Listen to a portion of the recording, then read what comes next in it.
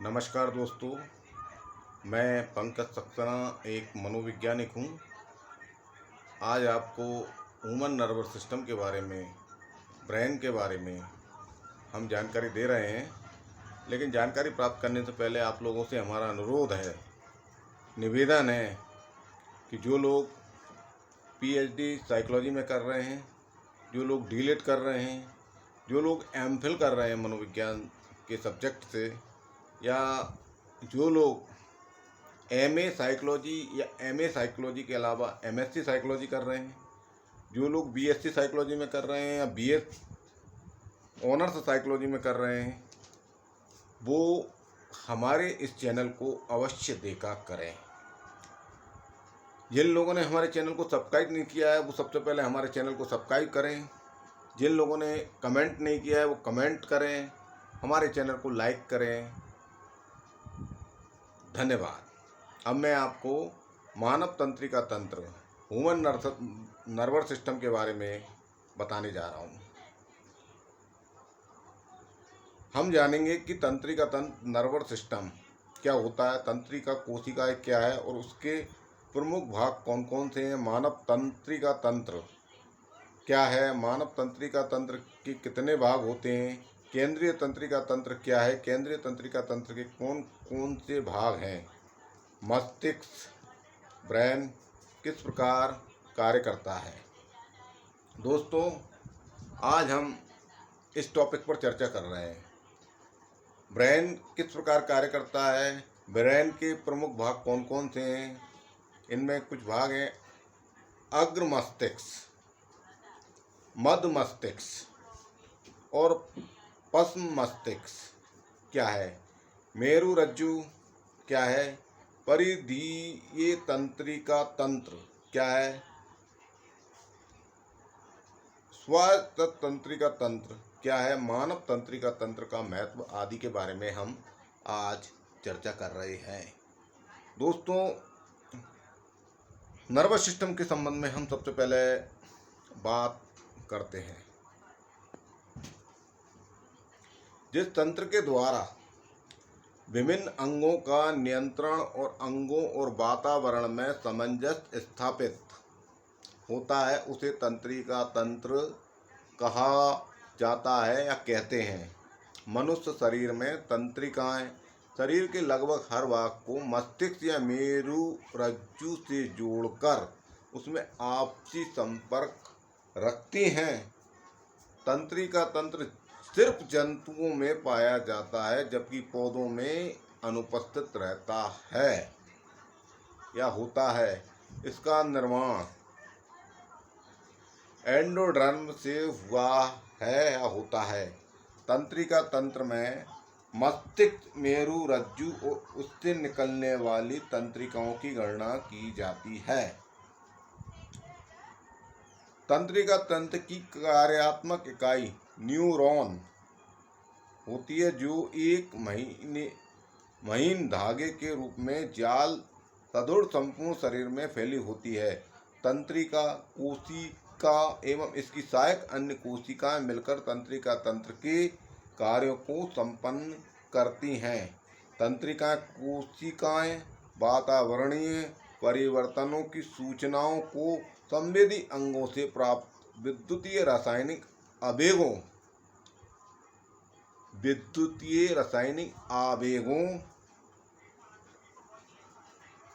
के रूप में इसका प्रसारण करती हैं।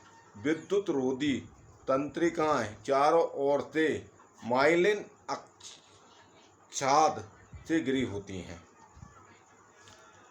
इसी प्रकार के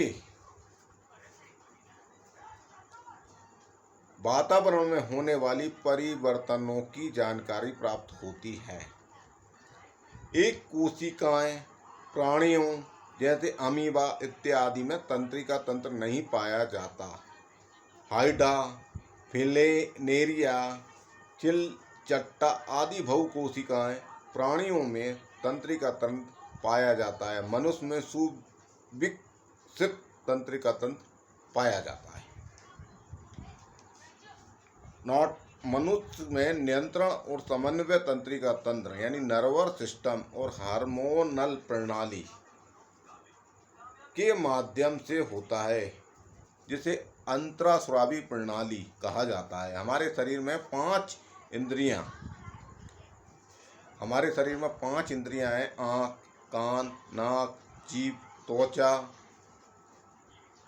रिसेप्टर्स कहते हैं। हमारे शरीर की इन पांचों इंद्रियां आँख, कान, नाक, जीभ और त्वचा को रिसेप्टर्स कहते हैं। इसका कारण यह है कि वे हमारे पास के माहौल से जानकारी प्राप्त करते हैं।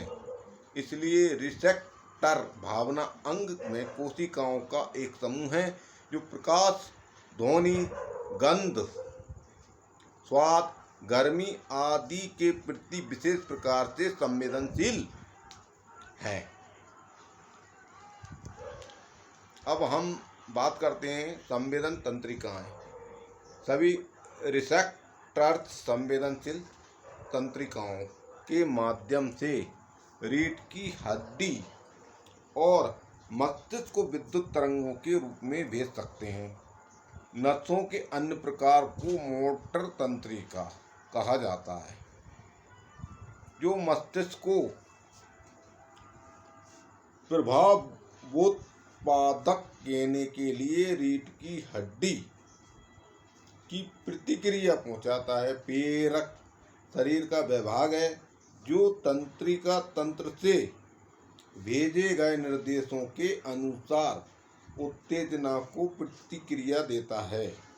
मांसपेशियां और ग्रंथियों के एक्सपेल्टर्स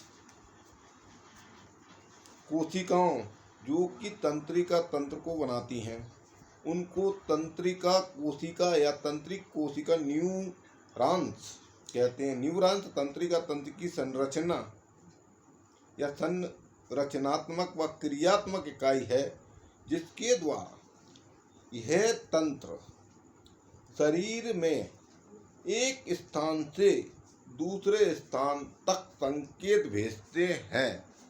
यह कोशिका शरीर के लगभग हर ऊतक अंगों को केंद्रीय तंत्रिका तंत्र से जोड़कर रखती हैं।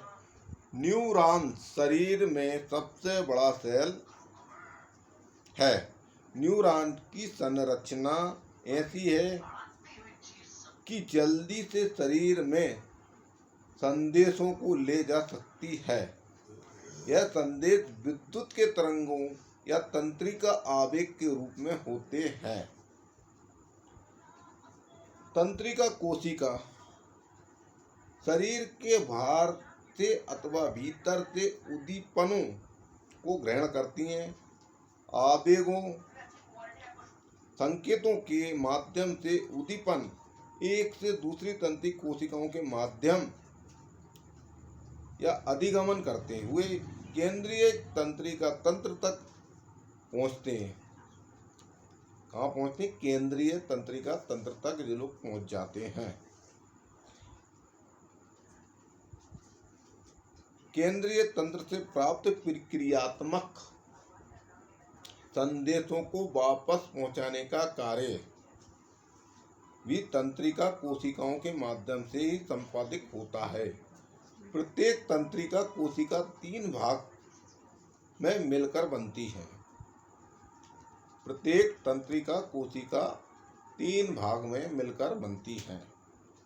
नंबर 1, कोशिका के कार्य, सेल्स बॉडी। नंबर 1, कोशिका के कार्य, सेल्स बॉडी। इस भाग को साइटोन भी कहा जाता है। कोशिका कार्य में एक केंद्रक तथा प्रारूपीय कोशिकांग पाए जाते हैं, जो कोशिका द्रव में अभिलक्षणी अति अभिरजी नीलेश ग्रेन्यूल पाए जाते हैं। दुर्माक्ष, यह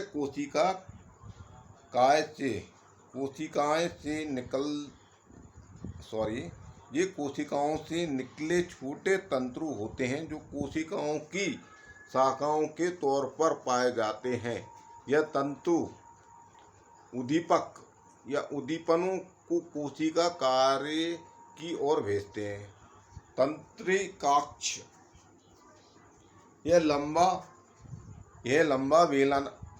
बेलनाकार प्रवर्ध है जो कोशिकाएं में एक हिस्से से शुरू होकर घनेनुमा शाखाएं बनाता है। तंत्रिकाक्ष की प्रत्येक शाखा एक स्थूल संरचना का निर्माण करती है जिससे अपग्राथनी गुंडी या सिनेस्टिनोव कहा जाता है।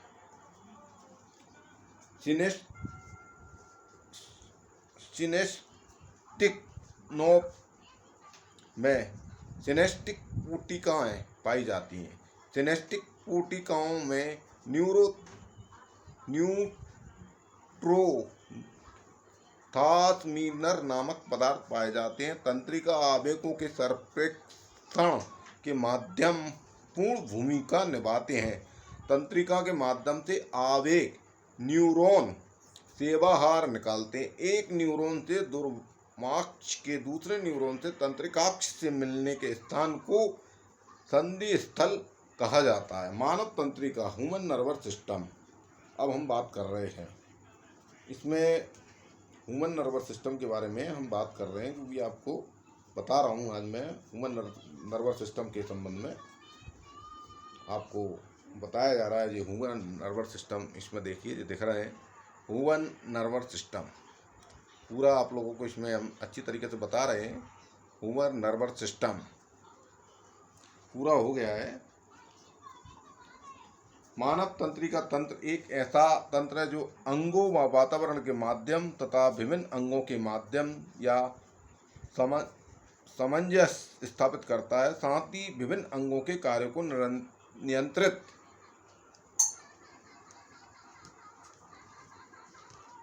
करता है। मानव तंत्रिका तंत्र के 3 भाग होते हैं। अब हम बात करते हैं मानव तंत्रिका तंत्र के 3 भाग होते हैं। कौन कौन से होते हैं इस संबंध में भी हम बात कर लेते हैं।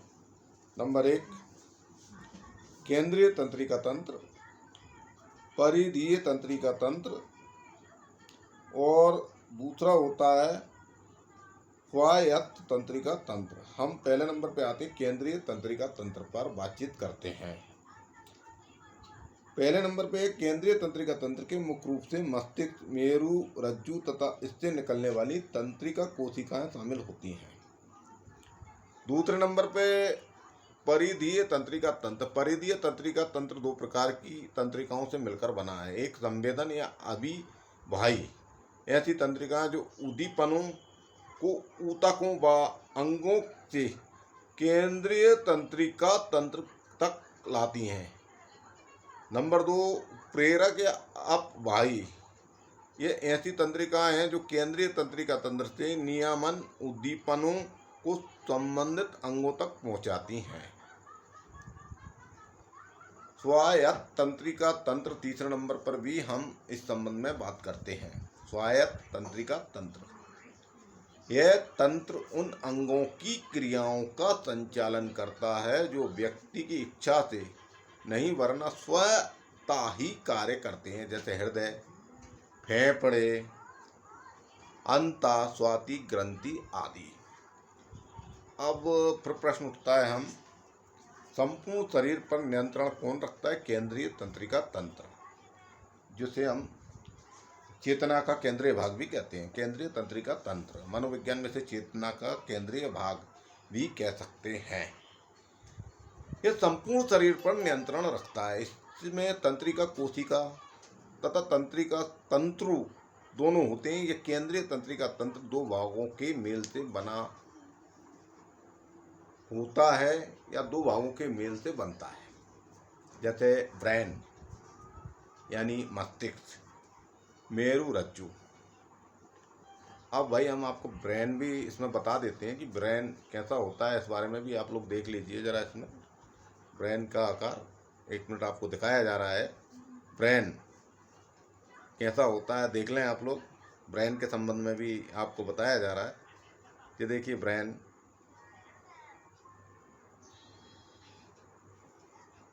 अब हम मानव मस्तिष्क शरीर का एक केंद्रीय अंग है जो सूचनाएं विनियम तथा आदेश व नियंत्रण कार्य करता है। शरीर के विभिन्न कार्यकलापों जैसे तापमान नियंत्रण, मानव व्यवहार, रुधिर परिसंचरण, श्वसन, देखने, सुनने, बोलने, ग्रंथियों के स्वावरण आदि को नियंत्रण करता है। करीब 1.5 किलो वजन का शरीर का सर्वाधिक जटिल अंग है। मस्तिष्क खोपड़ी के क्रीनियम में स्थित होता है। क्रीनियम मस्तिष्क को भारी आघातों से बचाता है। मस्तिष्क के आवरणों के बीच एक खांच की तरह का द्रव जिसे मस्तिष्क मेरु द्रव कहते हैं। इसमें करीबन 100 मिलियन तंत्रिकाएं कोशिकाएं होती हैं। स्नानधारियों में मस्तिष्क और मेरुदंडम 3 मिलियन डायूरामेटर, आरेनाइट और पायामेटर द्वारा घिरे होते हैं। मीनिंजाइटिस में यह मिनी अंश जीवाणु द्वारा संक्रमण हो जाती है, जिसके परिणाम स्वरूप सिरदर्द, उल्टी एवं दर्द होते हैं।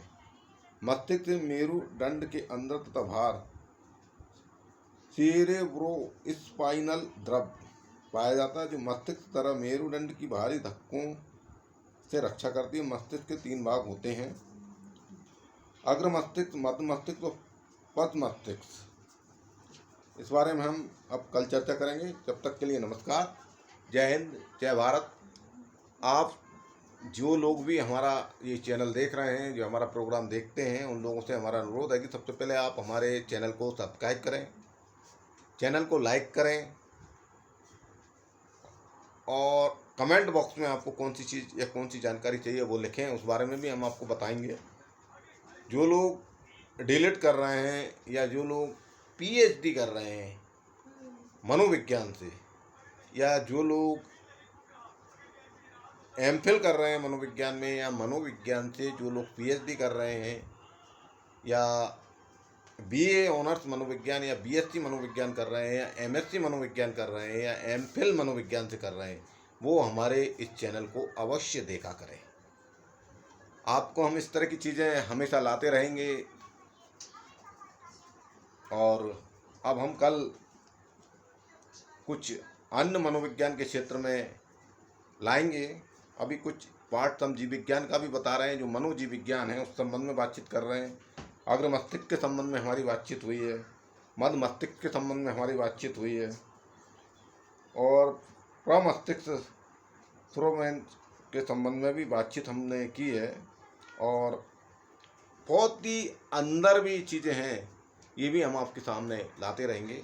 जब तक के लिए हम आपसे आज्ञा चाहते हैं। नमस्कार, जय हिंद। लेकिन एक बात और आपको बताना चाहूँगा कि अभी हमारे लोकसभा चुनाव चल रहे हैं और हम सभी लोगों से हम निवेदन करते हैं कि अपना सबसे पहला काम अपना मत देना, मताधिकार का उपयोग करना है। सारे काम छोड़ दो, सबसे पहले वोट दो। अपना मत आपका अधिकार और आपकी जिम्मेदारी भी है। आपका वोट देश के विकास के लिए अवश्य दीजिएगा। धन्यवाद, जय हिंद।